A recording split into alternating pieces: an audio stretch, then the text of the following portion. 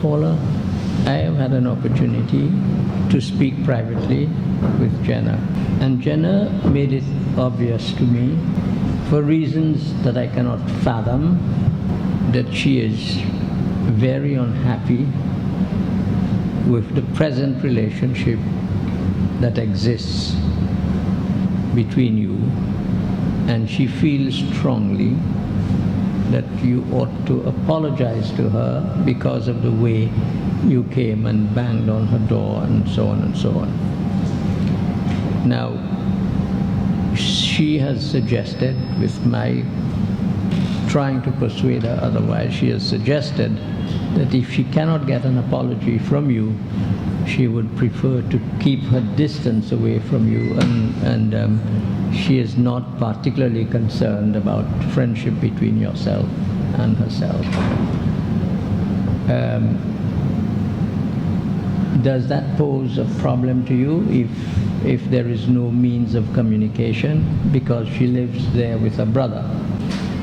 And you don't think that it's going to affect you adversely if you just keep away from her path or her side, and you can, I mean, yourself and her brother can continue to have, you know, a friendly relationship without her being involved? Do you think that's practical?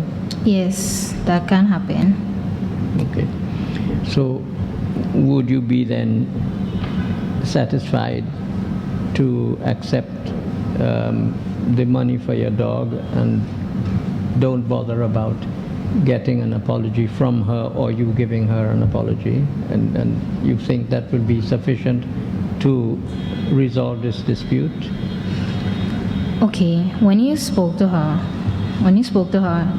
she clearly stated that she didn't want to apologize to me. Absolutely.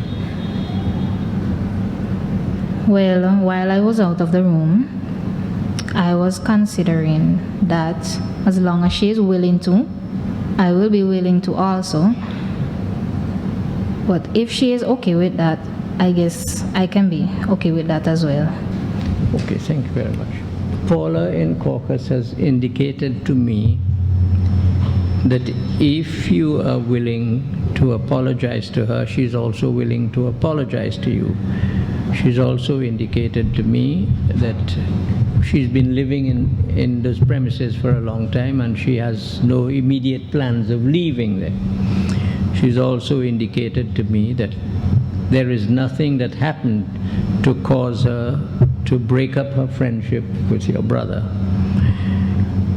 Would you be prepared to consider mutual apologies, or you prefer to stay? She can live with not having to apologize to you and continuing to live her life with or without you. How do you feel? Would you be willing to apologize to her now and she apologize to you and carry on your lives separately? Here's my decision. For the sake of peace. Thank you, Father.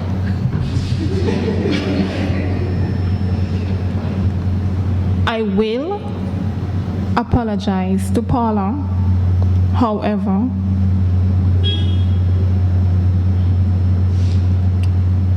I'm still gonna keep my distance. Yeah, that's all right. And your mouth closed too? Okay. As long as she doesn't interfere. Well, she's agreed she can live her life. So do I take it then that there is, without you having to say it, do I take it that there is a mutual apology, you to her and from you? Yes. Good. Yes? Yes, please. Good. Very good. Is there anything else you would like, any other matter that you would like us to resolve here, any other dispute that you may have had or anything that you would like to bring up here?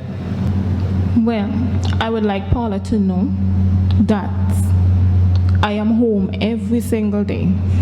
So, if she wants to speak to my brother, then she'll have to do it somewhere else. Where Problem. That is not a problem at all. That is not a problem for me either. Okay. Good. I'll come over by you here. That is okay with me. All right. The last thing that is left for me to do is to thank both of you for your participation in this Thank you, Mr. mediation. Mediator. Thank you very, very much. Thank You you. want to have to go through that. And I'm glad that you were able to resolve this dispute in a manner which satisfies your interests and your concerns. And I wish you all the best for the future. Okay? Thank you very much. Now, you may recall that we did speak about an agreement, arriving at an agreement. For clarity, I should let you know that that agreement will contain two items only. A is that you have agreed to pay to Paula the sum of $165 towards the cost of medication. And the next thing is that Paula has agreed to apologize to you, and you have agreed to apologize to Paula, and as far as you're concerned, that settles the matter. That agreement, as I told you before, will be signed by all three of us, okay? And that is what, and the court will accept that, because that agreement, as handwritten by me here and as signed by you, will be attached to an order of the court, and that is what will be enforceable in a court of law. Okay? Yes, you tell me something. No, I was just saying, so no, we don't have to go to no court. No.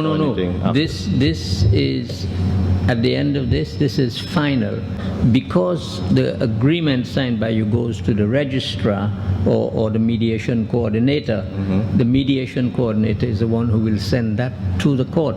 So on the hearing date, the court will already know, the judge will know that you have arrived at a resolution, and that matter will be, finished with there and then. Thank you. The only other time the court can deal with this is if you fail to meet that agreement, as I expect. Usually people do what they agree to do. If you fail to do what you have agreed to do, then that, because it's enforceable, it may have to go back to the courts for you to be forced to do what you've agreed to do. Okay?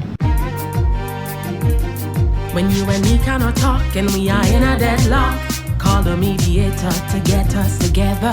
Mediation is the way to go. Everybody, mediation is the way to go for conflict resolution. Thank you very much. And that's the end of your session and your problems. Okay? Good.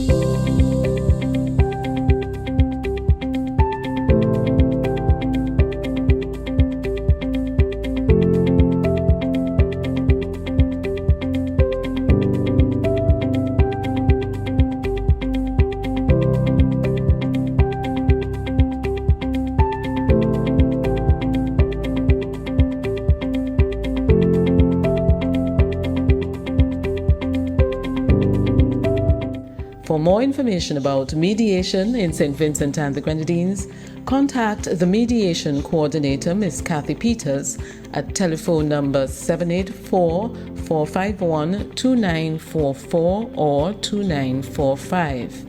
In other member states and territories served by the Eastern Caribbean Supreme Court, contact the Mediation Coordinator at the respective High Court registries.